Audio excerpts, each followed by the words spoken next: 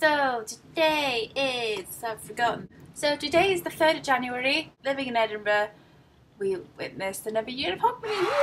So this week has been mainly celebrating hogmany, involving flaming torches, over 100 pipers and drummers, 6,500 people carried torches, record-breaking 30,000 people took part. The fireworks on Carlton Hill after the torchlight procession, I think they've forgotten about health and safety. Despite the danger, it was still amazing.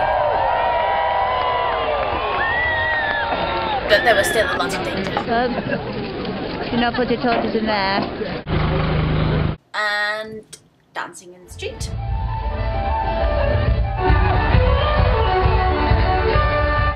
Even more fireworks?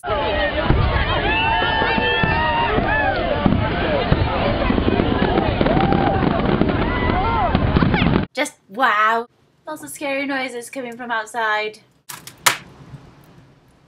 It's really, really windy in Edinburgh today. So I'm going to be lame and stay inside, safe and sound. It does not look nice out there.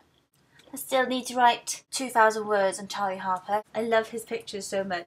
Love the colour, I like the humour, but I really love the way he's captured bird behaviour, the science behind it really.